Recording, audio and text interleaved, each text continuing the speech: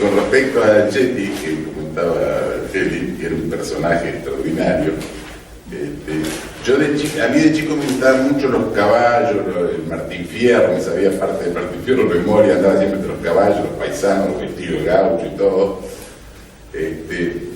Y entonces, claro, el Martín Fierro, los gauchos, todo era como una especie de ilusión de uno, ¿no? Entonces, un día que estaba en el campo, yo era chico, tendría no sé si 8 años, una cosa así, y por supuesto estaba entre los caballos, en los corrales, y veo que viene una tropa como de 200, 300 animales, y a la saga venían 3 paisanos, 4, entonces claro, corría a abrirle la tranquera, como es obligatorio, digamos, ¿no? Y bueno, pasó la hacienda y uno de los paisanos se apea y me da la mano y me dice, ¿cómo anda, amigo? Bien, y era el paisano Yeti. Yeti era un paisano de estatura mediana, bien flaco, cara así descarnada, andaba siempre de sombrero, tenía unos ojos celestes, una mirada pícara, muy buena, y era un mentiroso empedernido, pero no mentiroso para que crea, sino él mentía para divertirse, hacer, digamos... Mentiroso de fogón de gaucho, digamos. Claro, él mentía y se quedaba serio para ver cómo reaccionaban los demás. Y claro, los que lo conocían eran cómplices de él, se reían de los... Entonces ahí nomás me hizo la primera experiencia, digamos, que tuve con él, porque no, como era cerca de mediodía, hicieron un churrasco ahí, yo me quedé a comer, por supuesto.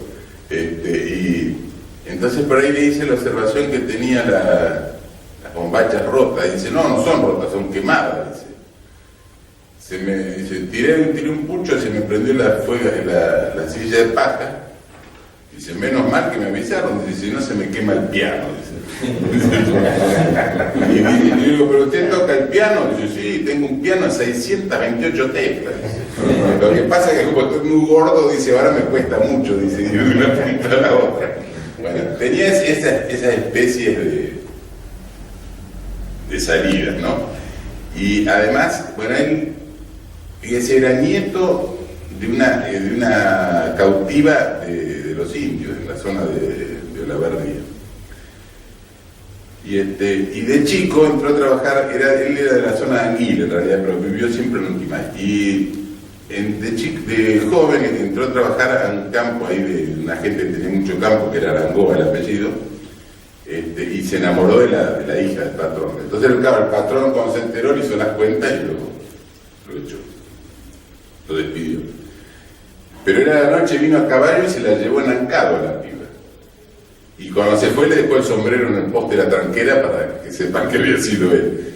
Y lo encontraron después, pero claro, ya lo encontraron en Hacha, ya se había casado y todo, así que no le pudieron hacer nada. Y vivió con esta mujer toda la vida, lo único que no aceptó nunca el campo que la mujer había dado, sino que él siguió trabajando recero, era encargado de la feria de ahí de Lonquimay. Y era todo un personaje. Los días 15 de cada mes en Lonquimay hacían la feria de los 15, le llamaba, que la hacía Hacendado de la Pampa, y hacían un asado, un almuerzo antes de la feria, para todos los que iban a ofertar, digamos, la feria. Entonces nos juntábamos un montón, yo no me perdía ninguna, porque claro, iba a ver estos personajes, ¿no? Y el encargado de la feria era un tal González, Atilio González, que era muy renegado, así muy... Y entonces una vez se había comprado un coche, un Rambler, y claro, le entraba medio ajustado en el garaje. Entonces lo va a ver a Pedro y le dice, mirá Pedro, mañana tengo que ir a Taliba Roja, dice, a buscar a revisar una hacienda, dice, ¿por qué no me acompañas? Bueno, dice, andate mañana temprano, salimos antes que aclare, dice, porque así llegamos temprano. Entonces Pedro va y le golpea la puerta y González, Atilio, se sube arriba del auto y le dice, mirá, me queda medio ajustado el garaje, dice, avísame si salgo bien, haceme señas. Entonces por ahí le dice, voy bien, dice, sale raspando, le dice.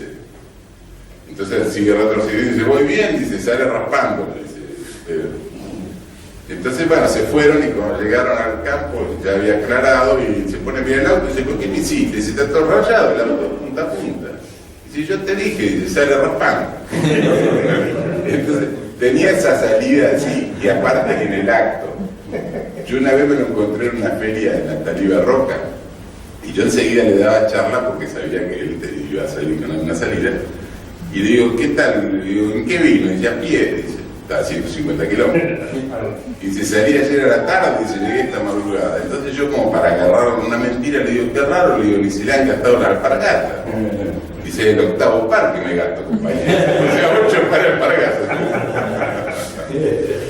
Y después en el pueblo había un personaje muy conocido también que era José Souto, se llamaba, y era tuerto. Entonces le decían ojo seco, y claro, el hombre no era bravo, no se enojaba, ¿no? Entonces, en una de esas ferias que estábamos, y por ahí pasa Souto así en el auto, y el paisano Yeti dice, ahí viene ojo seco.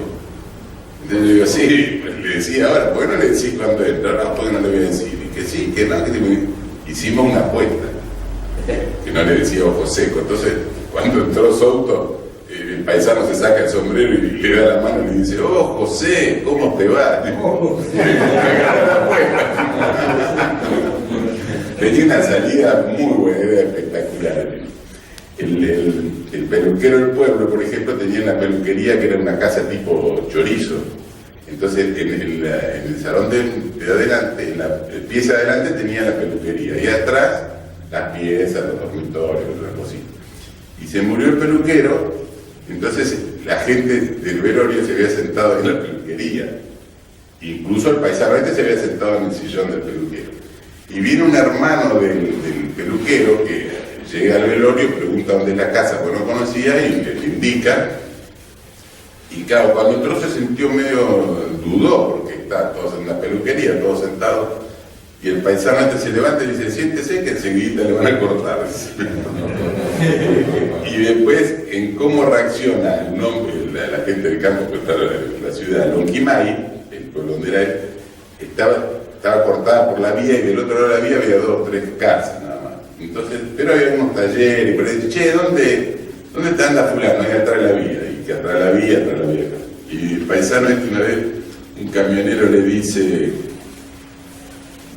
Pedro, ¿no querés venir a Buenos Aires? Vamos, dice, así conocemos. Bueno, dice, vinieron los dos. Y bueno, y acá hicieron las 1001 en el restaurante, mientras comían. El paisano se hacía dice, ¿cómo no lo conoce a fulano? Le preguntaron mozo si hace como 20 años que vivía acá en Buenos Aires. Dice, vive frente a la plaza. Y el mozo diría, el bruto esto anda de sombrero y facón. Y cuando vuelve a Buenos Aires, a Lonquimay, le dice, ¿qué tal, Pedro? Le dice, ¿no te gustó Buenos Aires? Dice, no, que había sido grande atrás de la vía.